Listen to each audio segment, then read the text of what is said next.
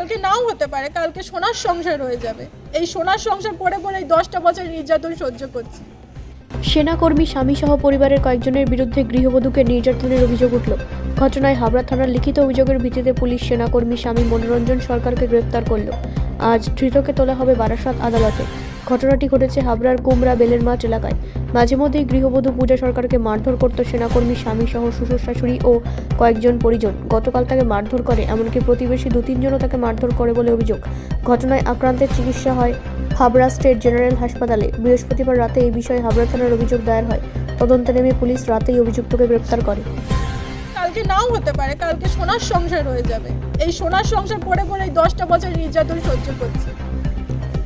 একটা মেয়ের চুলই তার সব থেকে সুন্দর যে জিনিস হয়, সেটাই যদি তার বাদ চলে যায় তাহলে তার থাকলো কি? আমি তখনও তখন থানায় অভিযোগ করেছিলেন? না স্যার, আমি কিছু করিনি। চুল কেটে দিয়েছি, উপরন্ত গোবর মাথায় ঢেলে দিয়েছে, পচা গোবর, তাই মাথার মধ্যে গুলে ঢেলে দিয়েছে। কে ঢেলে দিয়েছে? আমার বর।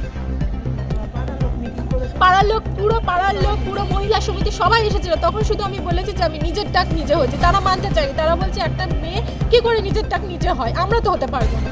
ঠিক আছে, তোমার কাছে আমি রেজাল্ট দিয়েছি, তুমি দেখাও কি করে। আমি তো কিছু বলতে পারি না। ওদের আমি সংসার করবো, আমার ছেলে মেয়ে যাতে বাবা হারা না হয়, আমি সেই জন্য চেয়েছিলাম যে কোনো না কোনোভাবে থাকুক। তারপর অনেক চেষ্টা করেও আমি সংসার টিকিয়ে রাখতে পারলাম না। 2টো বাচ্চা।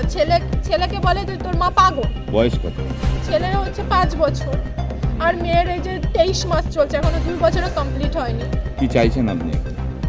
আমি চাচ্ছি আমার শ্বশুর শাশুড়ি, আমার বর আর পিছনের বাড়ির যে মহিলা দুটো আছে, নীলি আর মিনতি, এরা দুজন যেন চরম তনস হবে। কারোর সংসার, আমার সংসারটা পুরো ভেঙে দিয়েছে ওরা সবাই মিলে। আমার ননদরা কুবুদ্ধি দেয় খালি ফোনের মধ্যে। কি নাম আপনার? ডাইরেক্ট কোনো সময় আসে না।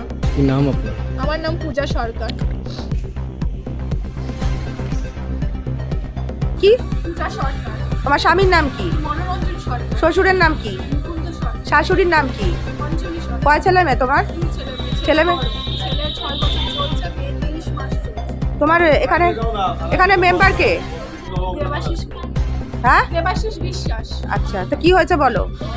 সকালবেলা টুকিটাকি ওই পিছনে দরজা তালা দিয়ে রেখেছে, আমার বাথরুমের মধ্যে অল্প কথায় বলো। হ্যাঁ, তারপরে বাসন মাজার সাবানও বাথরুমের ধারে রয়েছে। আমার পিছনের দরজাটা খুললে আমার সুবিধা হয়, ওখান থেকে নিয়ে জল কলের থেকে পাম্প করে করে নিয়ে যাবো। আর না হলে পুরো বাস দিয়ে ঘুরে গিয়ে বেশ, ঠিক আছে। এবার কি হয়েছে, তোমাকে কি করেছে সেটা বলো। আমাকে এই যে মেরে আমার এই যে তুলিয়ে দিয়েছে। কে মেরেছে তোমাকে? আমার বর। তোমার স্বামী মনোরঞ্জন বিশ্বাস মেরেছে? এই যে পুরো এই বাস দিয়ে তুলে হ্যাঁ, দেখি কালো দাগ, পুরো দাগ, এই দাগ, কালো দাগ।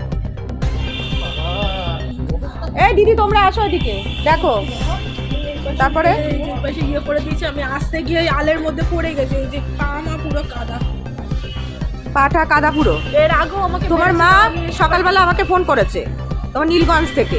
তোমার মাকে আসতে বলো, আমাদের এখানে কথা বলেছি, তুমি থানায় চলে যাও, গিয়ে কথা বলো। আর তোমাকে কি এরকম ভাবে রোজই মারধর করে? তোমার স্বামী কবে, কিসে চাকরি করে তোমার স্বামী? ও আরটিতে। হ্যাঁ, আর্মি আরটিতে চাকরি, আরটিতে। আচ্ছা। মানে ইউনিফিতে আরটি। হ্যাঁ, তো সকালবেলা তোমাকে ওর কথা হচ্ছে ওর মাকে নাকি আমি মেরেছি, 2-3 বার করে মেরেছি। তাহলে আমি যদি ওর মাকে মারতাম, তাহলে ওর বাবা কেন ওখানে দাঁড়িয়ে রয়েছে? বাবা তো তাহলে আমাকে মারতো। ওর বাবা আমার 2 বার মারতো। হ্যাঁ, শুনেছি গ্রামের লোক সবাই বলছে যে ও খুব মারধর করে। আমার তারপরে পিছনের বাড়ির মহিলা আমার গায়ে হাত দিচ্ছে। পিছনের বাড়ির মহিলার নাম কি? বিনতি, কি নীলিমা বিশ্বাস, নীলিনা, বিনতির মা। ওর নাম আমি জানি না। নীলি। ও আশিসা, ওই পেছনের বাড়ির বউটা নাকি ওকে মেরেছে। এদিকে আসেন না, আপনি তো মেম্বার, ওখানে দাঁড়িয়ে রয়েছেন কেন? এইদিকে আসুন, এদিকে। বলছি যে ও পিছনের বাড়ির বউটার নাম কি? আরে বাবা, পেছনের বাড়ির বউটার নাম কি? পিছনের বাড়ির মহিলার নাম? হ্যাঁ, না, ওর পেছনের বাড়ির বউটার নাম কি জানে না? পেছনের বাড়ির বউটার নাম এখানেও মেরেছে, ঘাড়ে মেরেছে, দেখি। হ্যাঁ, এই তো ঘাড়ের মধ্যে বিশাল উঁচু হয়ে গেছে। হ্যাঁ, এই জায়গাটা আমার হ্যাঁ। চন্দনদাকে তো 2-3 বার ফোন করেছে, ওনার তো ফোনে সুইচ অফ। ঠিক আছে, তাহলে তোমাকে এভাবে মারধর করেছে, তোমার স্বামী মারধর করেছে মনোরঞ্জন বিশ্বাস।